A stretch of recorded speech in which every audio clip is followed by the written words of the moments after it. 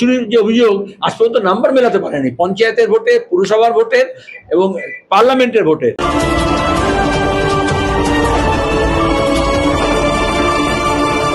আপনারা দেখছেন Siliguri express.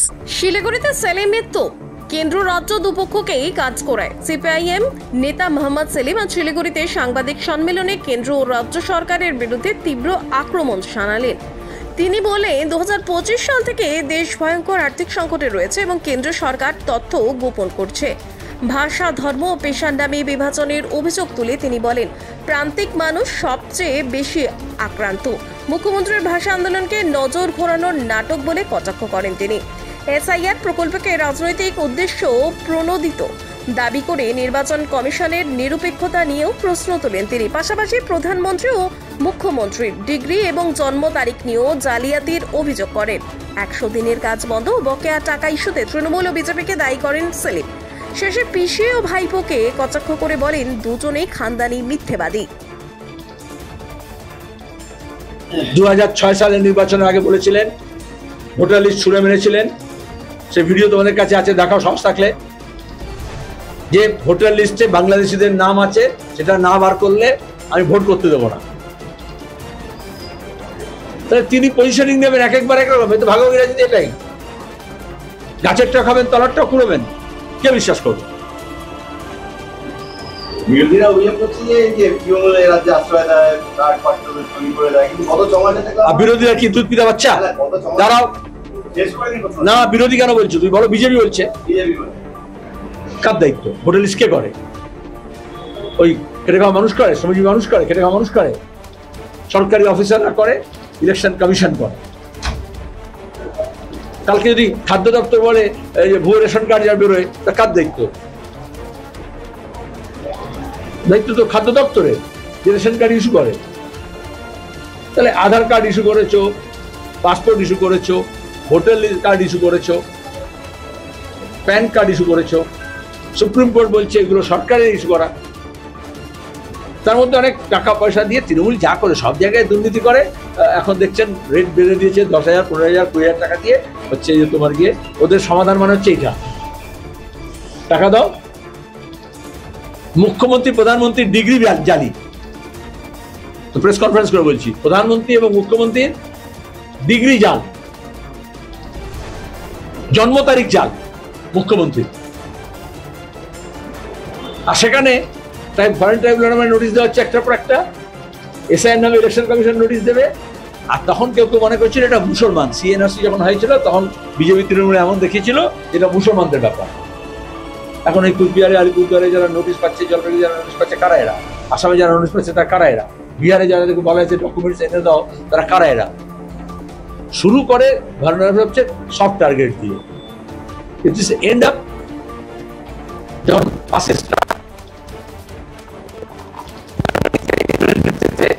Gas চেম্বারে পুড়িয়ে মেরেছিল তখন সব ইহুদিকে।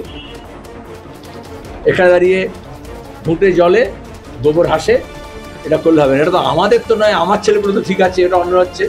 আসলে এটা যখন জোর পেয়ে যায় তখন ওটাকে ফ্ল্যাটলি করে। আগে এটাকে বলে ওয়াটার টেস্টিং। শ্রমজীবী মানুষ, খেটে খাওয়া মানুষ, ওরা কাজ করে নগরে প্রান্তরে, তাদের কথা বলা যাবে না। কোন শহর, এই শিলিগুড়িও, কলকাতাও, পুনাও, গুরগাঁও, হায়দ্রাবাদও, চেন্নাইও, দিল্লি, এগুলো নানান জায়গা থেকে খেটে খাওয়া মানুষ আসেন, তারপরে গড়ে ওঠে তাদের রক্ত, ঘামে, পরিশ্রমে, মেধায়, বুদ্ধিতে, দক্ষতায়। গোটা বিশ্বে এখন বিশ্বায়নের নামে বলা হয়েছিল গ্লোবাল ভিলেজ, গোটা পৃথিবী একটা গ্রাম। আর এখন বলা হচ্ছে, জুয়ো তোলা হচ্ছে, ভাষার নামে, ধর্মের নামে, পেশার নামে সে মানুষগুলোকে আক্রমণ করা হচ্ছে। আমাদের রাজ্যে গত ভোটের সময়, বিধানসভা ভোটের সময় তৃণমূল কংগ্রেস, মমতা ব্যানার্জি এই বহিরাগত, কোট আনকোট বহিরাগত শব্দ কোথাও আবিষ্কার করেছিলেন। এখানে এই আলিপুরদুয়ার, জলপাইগুড়ি, কোচবিহার এবং দার্জিলিং জেলা নিয়ে আমরা যেটা কলকাতায় লঞ্চ করেছি, সীতারামেশ্বরী কাডার ডেভেলপমেন্ট প্রোগ্রাম, সেটার ওই উত্তরাংশের পার্টটায় আমরা এই 4টি জেলাকে নিয়ে আজকে আমাদের কর্মশালা আছে, সেই জন্যই আমার আশা। আপনারা ছাড়লে কর্মশালা গিয়ে শুরু করব, দিচ্ছি, সবাইকে দিতে হবে, কিন্তু আগে বিএলও ঠিক করতে হবে তো সব কিছুতে। তত সরকারি কর্মচারী আছে এখন, এলআইসি, ব্যাংক, এমনিতেই ব্যাংকে গেলে লোকে কাজ করতে পারছে না, বলে স্টাফ কম আছে, আজকেটা কালকে আসুন, ঘন্টা ঘন্টা বসে থাকুন। ব্যাংকে ম্যানেজার আত্মহত্যা করেছে, মনে আছে মহারাষ্ট্রে, কারণ কাজের এত চাপ, ডিউটি আওয়ার্স এত বেড়ে যাচ্ছে, বিয়ন্ড ডিউটি আওয়ার্স কাজ করতে হচ্ছে। আর এখন এই যে এসআইআর নাম করে করা হচ্ছে, সরকার কি আছে, জনপ্রতিনিধি আইন আছে, যাকে নোটিশ দিচ্ছে আপনি কিছুদিন ডেপুটিতে থাকবেন, এই কাজটা করবেন। স্কিম ওয়ার্কার দিয়ে হবে না, আগে তো আইসিডিএস, মিড ডে মিল এসব দিয়ে করে দিত আশা দিয়ে। তত সরকারি কর্মচারী নেই, সরকারি নিয়োগ হচ্ছে না কেন্দ্র এবং রাজ্য সরকারে, এই চাপটা বাড়ছে। আমরা বিএলএ দেবো, তো সরকার আগে সবকটা বিএলও দেবে। তো এই গোটা এসআইআর পদ্ধতিটা হলো কেন? সবাই তো মেরিট কাউন্সিল, আজকে গোটা বাংলা দেখো তুমি, জল জমে যাচ্ছে, নিকাশি নেই, পুরো পরিষেবা। এখানে শিলিগুড়ি আমাদের লোকজন গেছে, ধর্ণা দিয়েছে, অবস্থান করেছে, প্রতিবাদ করেছে, নাগরিক পুরো পরিষেবা পাচ্ছে না, কিন্তু ওরা নিজেরা ব্যস্ত নিজেদেরকে।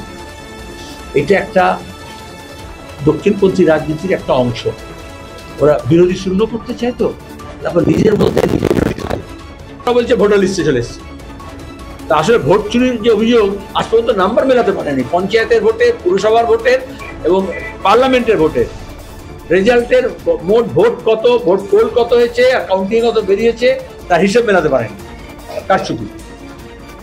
তাহলে মূল ইস্যুটা সেটা, ECI has failed to deliver. মানে কেন্দ্র এবং রাজ্য সরকার এই ব্যাপারে এক। মমতা ইস্যু ডাইভার্ট করে দিলেন, আপাস বললেন আমি টাকা দেবো 10 লাখ করে, আর এই যে টাকা চুরি করেছে ফেরত দিতে হবে।